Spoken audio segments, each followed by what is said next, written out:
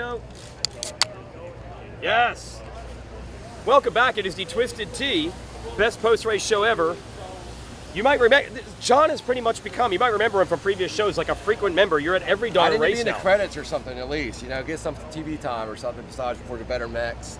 Yep. Real quick shout out, if you don't mind. Yeah. The Huffmans, I was actually the military family. They flew out here. My son, my dad used to be in the Air Force. Yeah. They flew us out here. They paid for the flight, Nice. RV. Yep. So I just want to give a quick shout out to the Huffmans here at the Washougal track. This is an amazing place. They're amazing families, so support them as much as you can.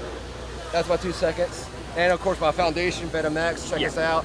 Any veterans, I'll still quit stealing it. And Peter Leakwitz, I see you, bud. All right, that's it. So, sorry. The VetMX folks are at almost every race. That's why we see John all the time. This was also the military appreciation race. And bring it to, I'm Jason Weigandt, and this is Aaron Hansel. You're one of the few I know that probably saw whatever the planes they used in the flyover. You were probably all amped and jazzed on that. I'm not a plane jet guy, but you are. Those are F-15s. Okay, he knew. And awesome. We did get, the Hondas had a look, the Club MX machines had a look for military appreciation. In fact, if Tom's able to maneuver this much, I want to show you the Pro Circuit bikes up close for military appreciation. Now, the whole hope was that you'd have an awesome military appreciation look on Levi Kitchen's bike, and then he would come here and dominate and get on the podium, watch the post. So they did. Yeah, we didn't have any words of the day. I just want to show you the cool looking graphics that they put in the bikes. This bike looks different. Something about this bike looks different than the ones that you raced today. I can't quite put a finger on what's different, but wonder what that one's going to be used for. Anyway, good look for the military. The look worked. Unfortunately, the home race vibes, Levi Kitchen did come on our post-race show at the end for TV and say, good job staying with us, showing the lateral movement, Hansel. Levi's like, man, I probably didn't plan the rest part of the week coming in.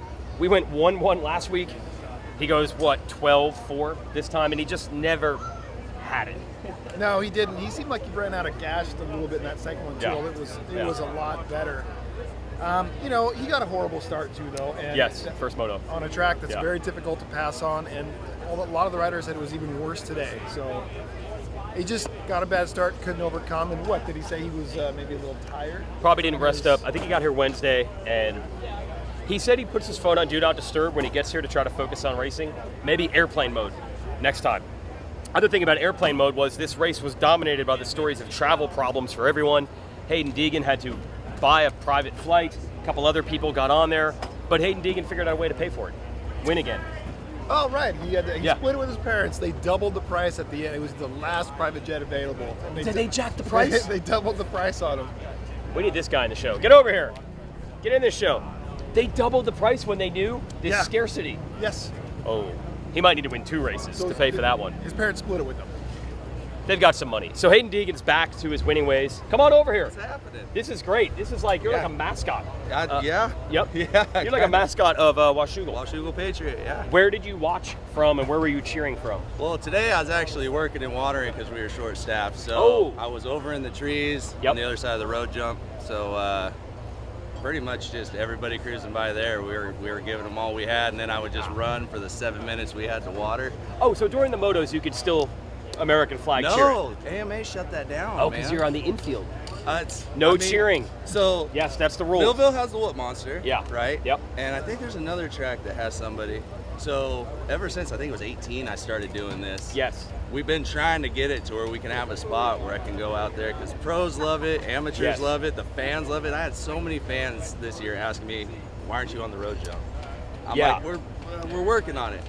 Yeah, we need to make a designated. This is how it worked for the Whoop Monster. There was like a designated area where only he was allowed to go because the rule is you can't media people, flaggers, team people. You can't cheer. Correct. You can work. You can't cheer. So you were blurring the lines. We need to give you a box where you can cheer from.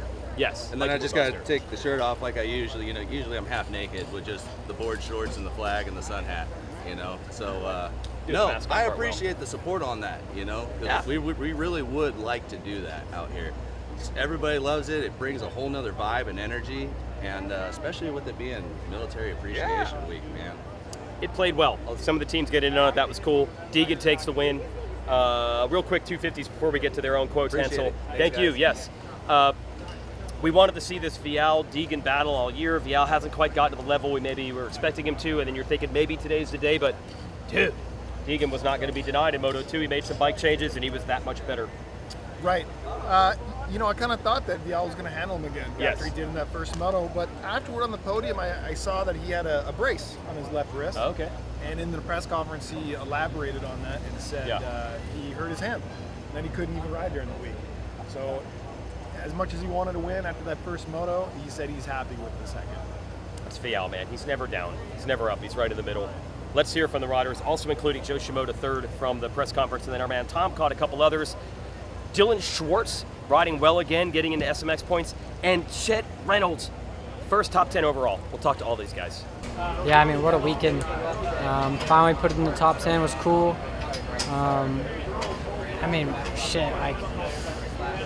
It's just a top 10, but I mean, that's kind of like a win for me. Awesome. So right now, it feels like each weekend you're improving. Does it almost feel like the sky is the limit for you right now? Yeah, I think my ceiling is still very high. And I think I can still be the guy that I was expected to be. It's just going to take some time, take some more racing. That was pretty rough. First moto went down going up the hill on the first lap, which isn't ideal. Had to come from last. So I was able to salvage a few points, but not what we wanted, obviously, coming off of last weekend. Second moto was a little better, got off to a little bit better of a start, made a few passes, finished 11th, so was able to get a little more points there. Track was rough with the 450s going first this weekend, but happy with my riding, so get a little bit stronger over the break and come back swinging. And then for you, heat-wise, for me, on the side of the track, it felt really hot. Feels like each weekend it's almost getting a little hotter and hotter. Yeah. Would you agree, or what's your point of view on it? Oh, yeah. I feel like it started out cool, and I was like, yeah, this is nice. And then every weekend it's just been getting hotter and hotter and hotter.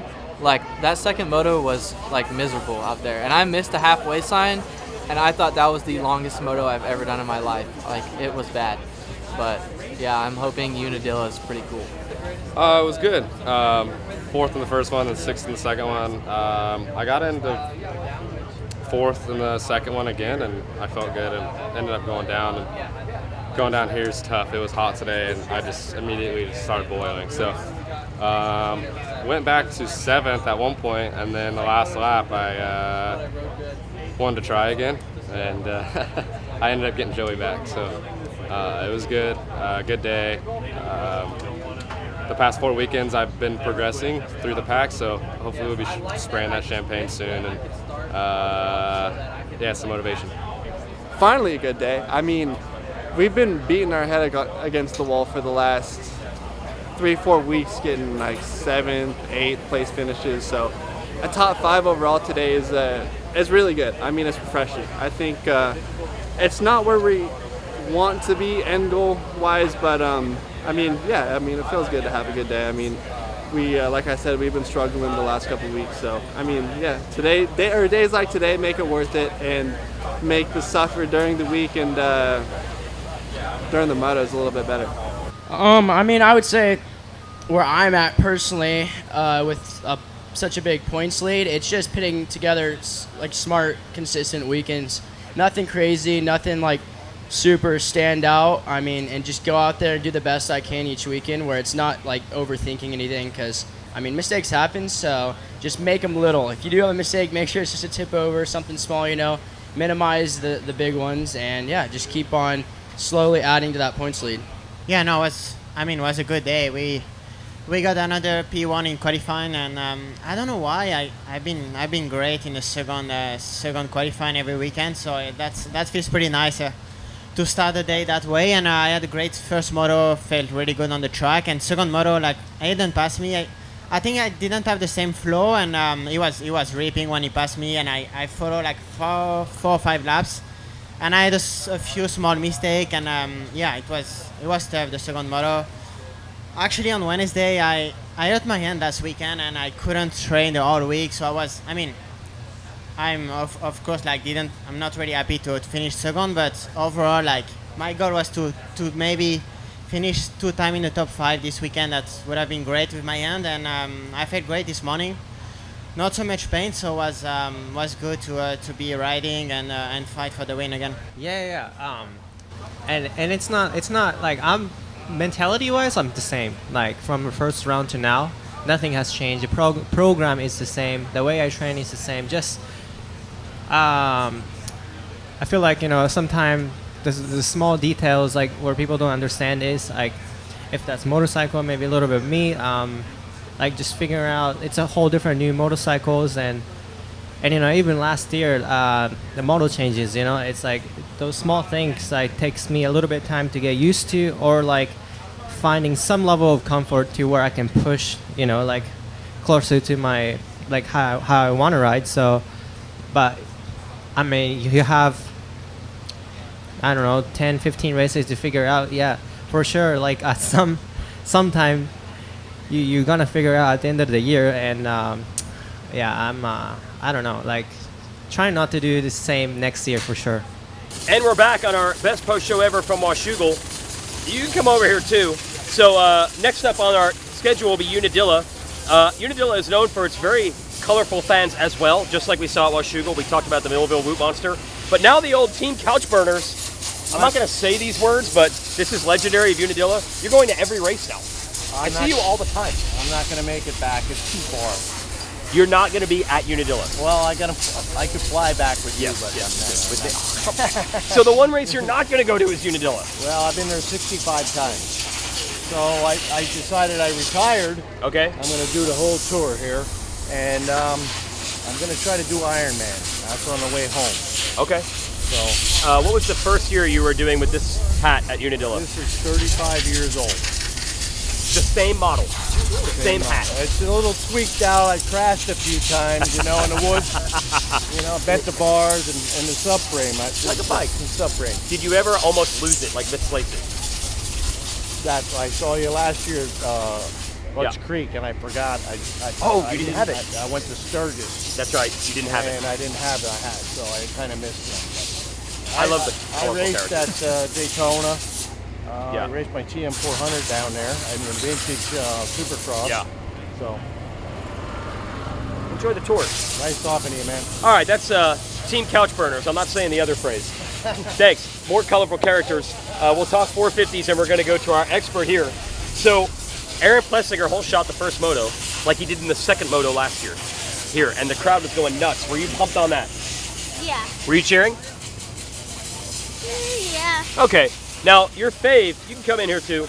Your fave is actually Ken Roxon? Yeah. All right, so when we see the Unadilla guy, maybe we'll have Roxon there, that one. What about you? Did you have a good day today?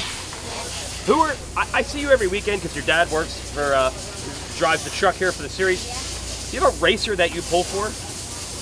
Who's your guy? James Stewart. It's James Stewart. All right, well, come back over to our truck at Unadilla. He'll be back. All right, good analysis from the kids. Now we'll go to our other kid, Aaron Hansel. Dude, Aaron Plessinger. Oh, he almost had it. Almost again, then he stalled. Yeah. It's got to be frustrating for him. He has to be frustrating. He masks it well. He talks about how cool it is as a fan to see Chase do what he's doing. But oh, wow. Yeah, he talked about that again today. But I have no confirmation, but man, it can't be what he's actually thinking. There's no way he's like, oh yeah, go dude, you passed me, I stalled it, I'm pumped. He ends up coughing up the lead with a stall, and I don't know, Sexton might have got him anyway. Sexton's rolling, you all know that. The one other story today, this is not quite the Hunter Lawrence performance we've seen the last couple of weeks, and we actually did talk to Hunter real quick. He wasn't in the press conference because there was not a Honda on the 450 podium for the first time since 2021. And my man Megawatt behind me, who's a diehard Honda guy, I just like staked him through the heart when I told him that news. Here's Hunter's take on his day.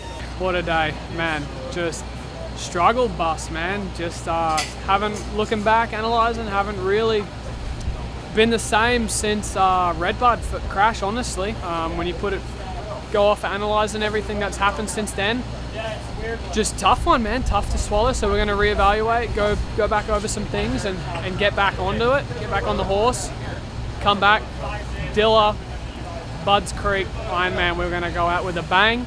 That's the plan. So we're going to go back and rally and just keep moving forward. One other tale from the 450 class, Jason Anderson, who has every reason to mail it in, throw it in, throw in the towel, not try. He's one of the older guys. He's never been as good outdoors in Supercross. He is digging, and it finally got him on the podium. Yeah, this is third year in a row on the podium here. We talked to him in the press conference afterward. He talked about that pass from third to first earlier in that second moto. Yeah. And he said that the track had changed quite a bit. I couldn't remember if he said they worked on it or what, but the inside was actually an accessible line, he noticed on the sight lap. And when he was behind those two, he was surprised that they didn't take it. He said he just darted inside, and he's like, oh, that worked.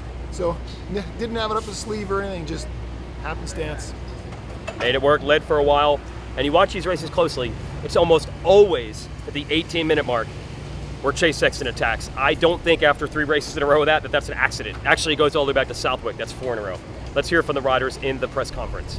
Yeah, first moto, well, I actually fell on the inside, and then it's really difficult to make passes out here, especially when they build the inside singles up, because they're almost like vert walls for most of the day till second moto. So I had to get pretty creative, and I don't know when I found it. I think maybe I was behind Hunter. I kind of went outside just to kind of experiment, and I cut back, and I would go off the wall. So when you can move around on this track, it's when you can go fast. So I got lucky kind of to find that line. But yeah, I feel like first and second moto, the lines changed a lot. We didn't really run the same lines all day, which was cool, but I feel like this was one of the deepest we've seen Washougal ever, for me at least. So it was cool, but yeah, it was a tough day. I was scared of him catching me. He freaking he dug into my was like a 5 or 6 second gap. He dug into about 4 seconds of it, and I was like, I got scared and I started running away. But no, I just told myself I had to be perfect, and that lap I didn't make any mistakes. I just cruised, and I was breathing good, and I just hit my lines really, really good, and all the other laps I was thinking behind me, so I would make mistakes, and yeah, but that was just a perfect lap.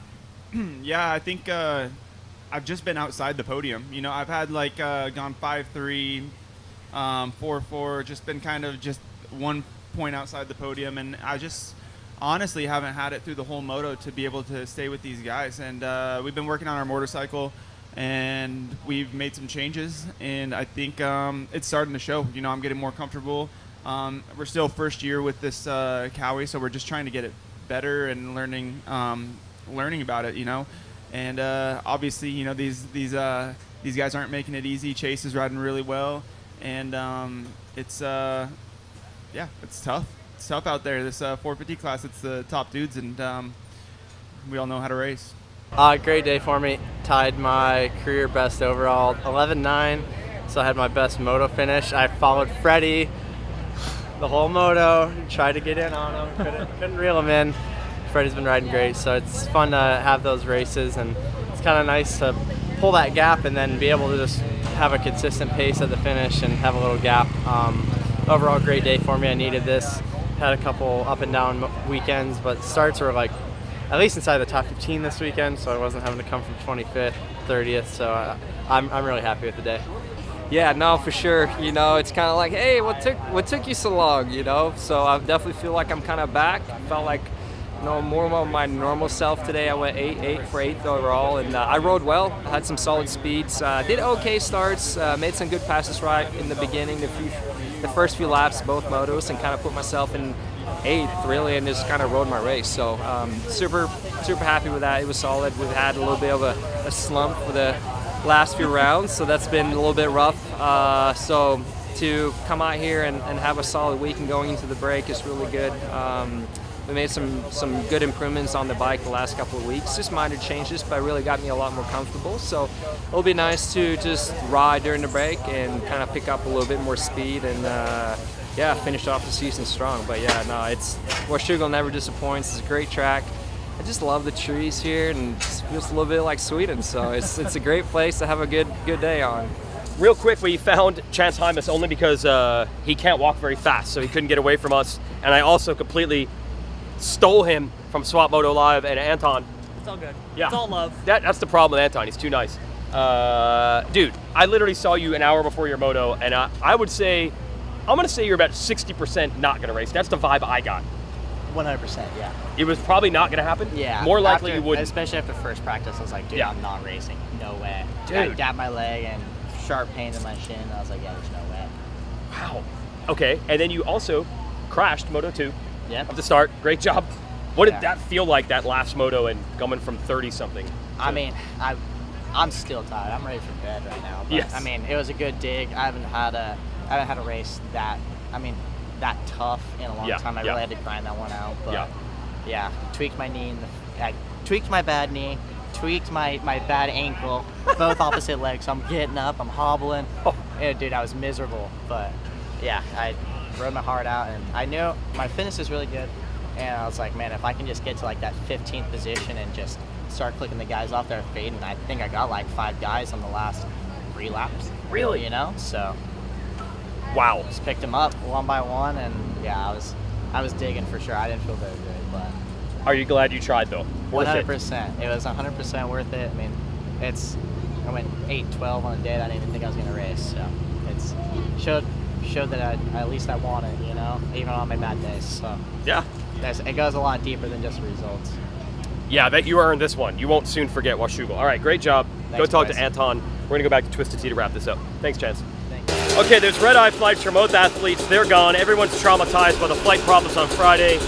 I'm left with only John, who's at all the races somehow now. You're the most reliable guy I know in these pits. And we just want to wrap it up with, now they are warming up the Levi Kitchen 2-stroke. There'll be a video coming, him riding this bike at this track soon. That's for the other guys. Anyway, thanks to Twisted Tea for backing our show. We'll be at Loretta's. Watch everything on Racer TV. We'll have plenty of coverage on Racer X YouTube channel as well. And then we'll be back for Unadilla. See you then.